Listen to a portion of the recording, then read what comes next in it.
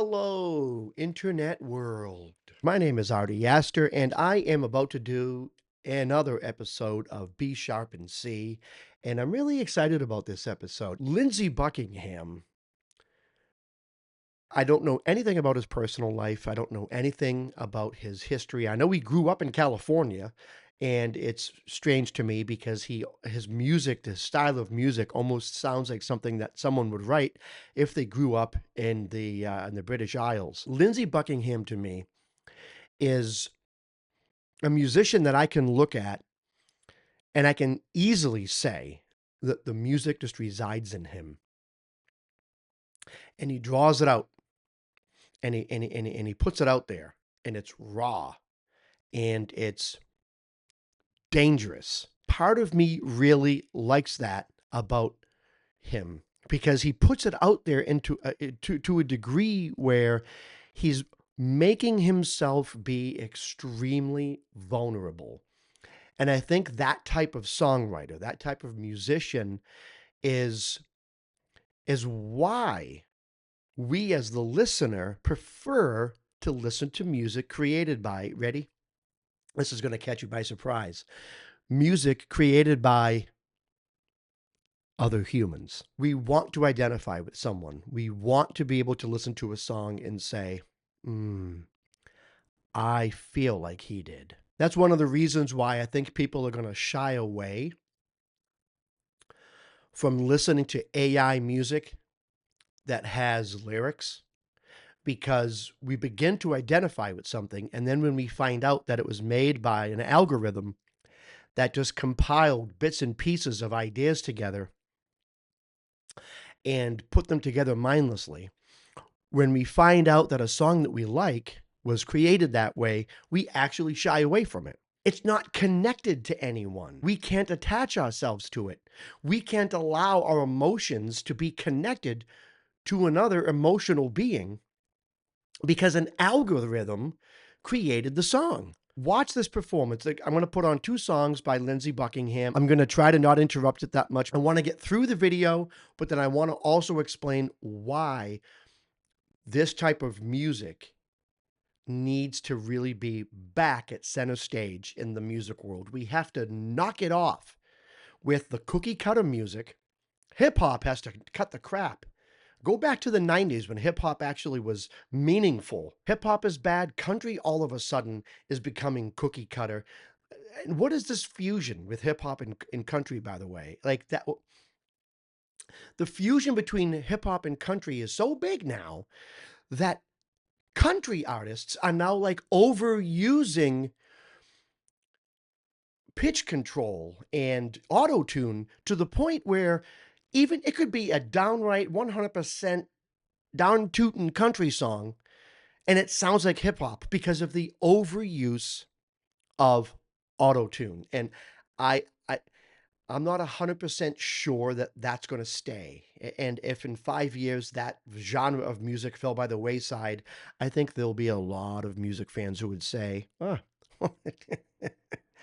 it's about time. Listen to this music and think as you listen to it, because I'm going to try to pause it very little. Think as you listen to it why this is so good. And think about the emotional connection that you can make with the artist.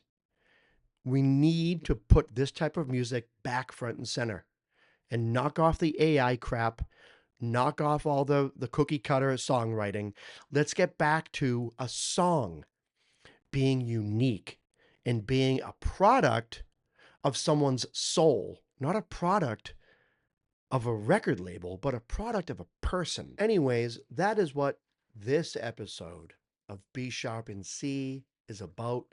The amazing Lindsey Buckingham.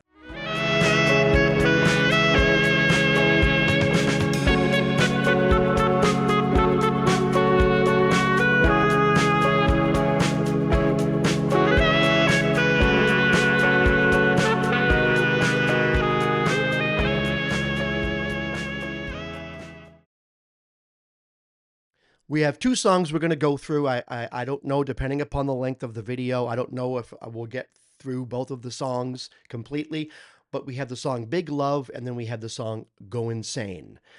Let's listen.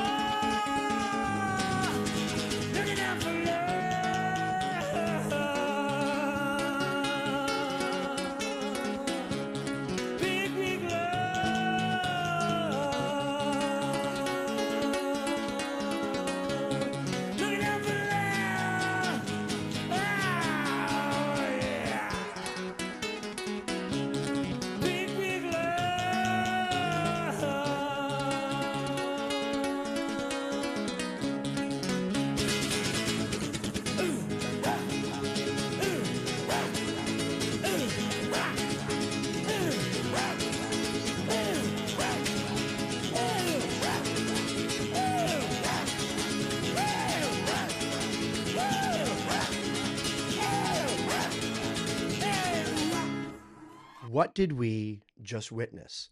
I mean, so this song here was 3 minutes and 14 seconds. Now, I just want to break this down. It's verse. Well, let me do this hand so you can see. Well, you know what? Let me get rid of the screen real quick. And there it goes. So, what do we have here? Verse, chorus, then another verse, then another chorus, then that incredible guitar solo where he was playing the melody, but also kind of hitting the bass notes with his thumb and just doing whatever. I can't even, I almost can't describe what he was doing. And watching his hands is weird. So you have verse, chorus, solo, right? Then after the solo, back to the chorus. And then an outro breakdown. Ooh, ah! What even is that? I tell you what it is. It's a person. It is a man expressing emotion and doing it in such a different and unique way and doing it so imperfectly that it's perfect. Did he play the guitar perfectly? No. But did he play it amazingly? Absolutely and utterly outstandingly? Yes. What made it perfect is that it was just a man expressing himself. And you can see the emotion, and you can hear the cracks in his voice, and you can hear just the raw emotion, but also the raw talent. And we're now identifying with this lead singer, lead guitarist for the band Fleetwood Mac. We're now identifying with this man named Lindsey Buckingham, who was born in Palo Alto, California, and raised in the San Francisco area of California, but yet writes music that you would think he's got family going back to the 18th century in England. This is who he is. Everything about that performance was just mind-blowingly amazing. I love the fact that he can get up there and do that and be comfortable with it and be comfortable with his own vulnerabilities because we saw them all right there. He laid it all out on the table. Something that I also find really interesting is his style of guitar play. And I want to get this in before we go to the next song. Lindsey Buckingham was interviewed a few years ago about his guitar style and about how he is considered in the top 100 for guitarists. And he's like, yeah, no, I'm really not. And he attributes all of his abilities on the guitar today, the things he's able to do on the guitar, he attributes to the fact that he has a lot of limitations. He didn't know what to do with a pick, and there were other things that he couldn't do. So what he did was he really delved. Where the heck did those balloons come from? Where did the balloons come from? I gotta fix this stupid laptop. And then that's not an OBS thing. That is a Macintosh thing. That is Apple. Apple has the thing like, look, ready? Are you ready for this?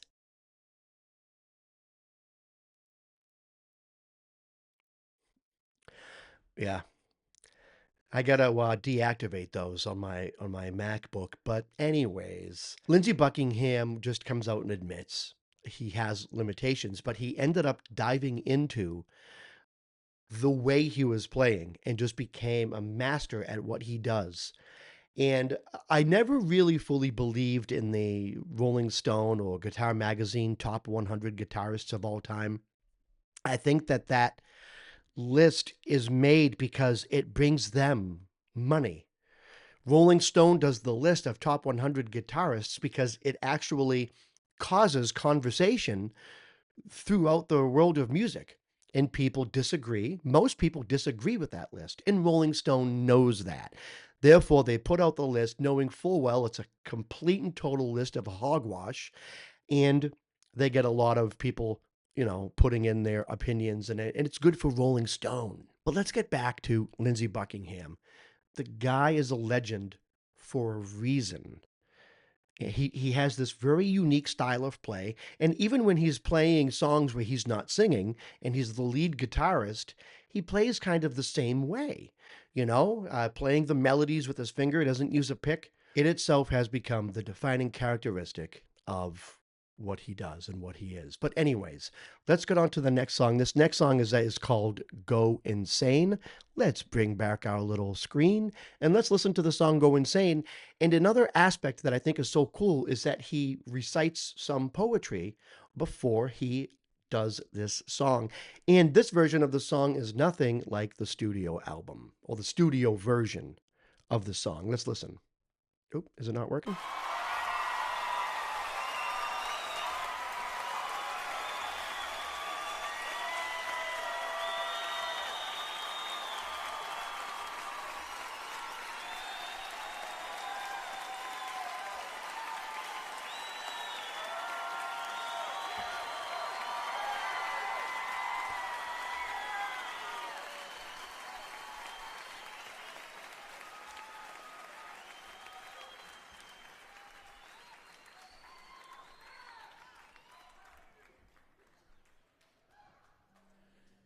The world was calling you away, and your leaving was just a way of saying with what you'd come to say. This pain was a poem slowly written, torn from the book and cast into a corner of the attic where no one could look.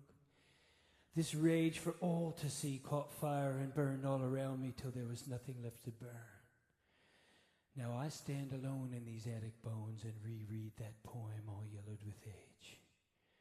Tears heal such as healing is, so I cast that page into the ashes and there is no blame, only shades of regret, and those too will fade as the world calls me. I think he's wearing eye makeup.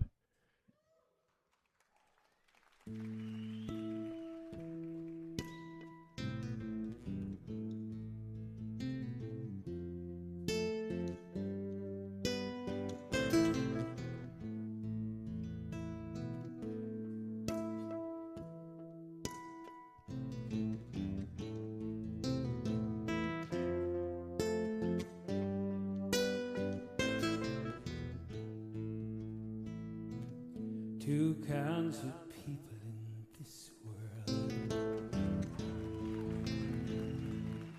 winners, losers. I lost my power in this world, 'cause I didn't know how to use it. So I go insane, like I always do, and I call your name. She's a lot like you. Two kinds of trouble in this world, living, dying.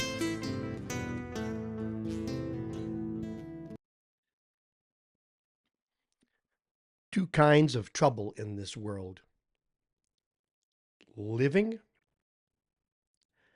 and dying.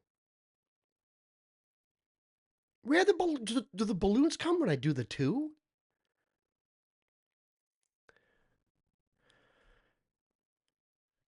Apparently. Okay, that's fun. Anyways, I think that's very, very profound. There's two types of trouble in this world: living and dying. I lost my power in this world, and the rumors are flying. So I go insane,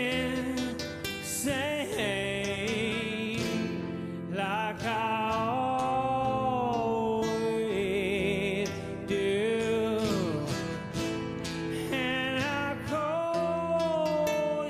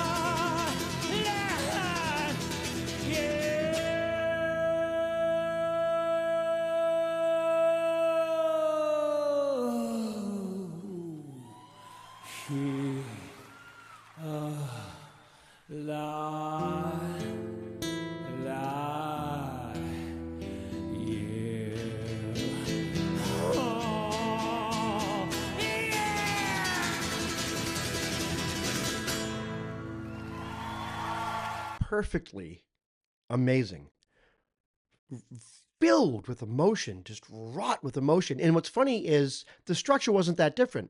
You had verse, chorus, nice guitar solo, and then back to the chorus, and then a little bit of just expressing himself with emotion for the outro of the song, repeating that phrase 3 times, right? She's a lot like you, and then stopping and then coming back in and just doing whatever it is he did in the end there before he screamed essentially and then ended the song. The same exact structure to the other song if you stop and think about it. Verse, chorus, solo, chorus, and then a freestyle of whatever the heck he wants to do.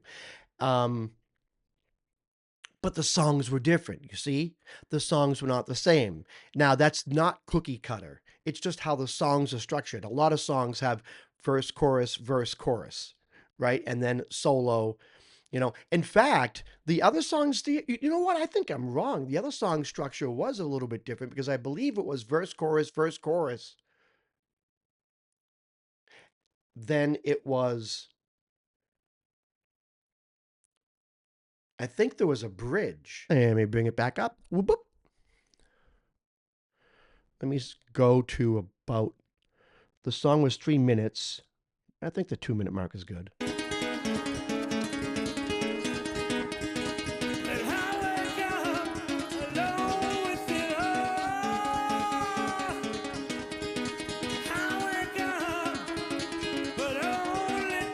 This is a bridge.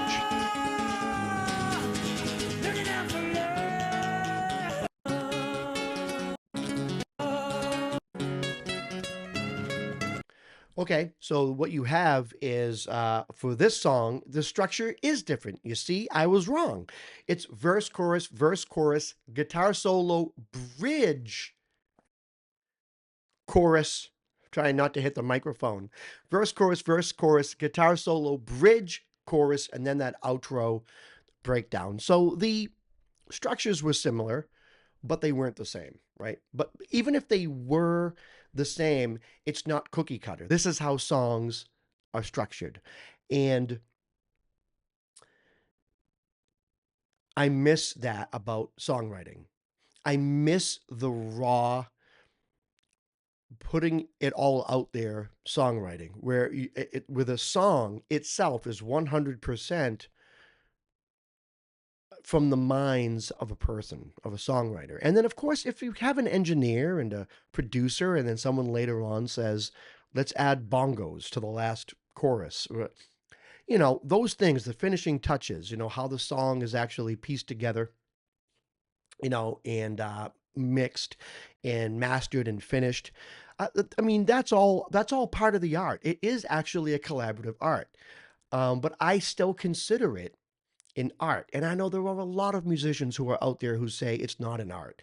It's just a guy who likes to make music, or it's just a dude jamming with his friends. And I think it is an art. I'm sorry. I think it's an art. And I mean, there's a reason why we call them artists, right? I mean, I don't get it. I think acting is an art.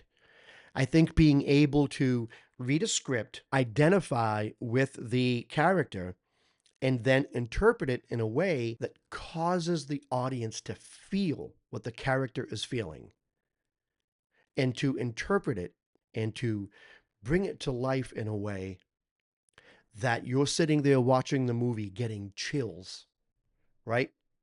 You're watching Sally Fields. What was it? Was it, I forget what movie it was, if it was Fried Green Tomatoes. What movie was it with Sally Fields where Julia Roberts was her daughter and then she died, right? And then Sally Fields' breakdown, she had an emotional breakdown about talking about how you shouldn't bury your children and everything. You know, watching that scene and then getting chills or maybe even crying, that's all because Sally Fields was doing it. Sally Fields was doing it. She felt it. So, and she had to carry it out and convey those emotions, you know, in front of a team of people whose sole job it is to film her doing it and to film it correctly, right? That wasn't real. She wasn't really there. feeling those emotions or having to deal with those emotions. She put herself in that world. She put herself in those emotions. They became real to her. And then she had to do that with a director saying cut, with a crew around her, people who had no idea how much work she was putting into that scene, people who had no idea the talent that she was exhibiting while she was carrying out that scene. That is the same thing here. You know, we just watched a man perform 2 songs, and I'm a songwriter and I'm a musician, and I have no idea what those songs mean to him and what it was like to perform these songs right there the way that he did.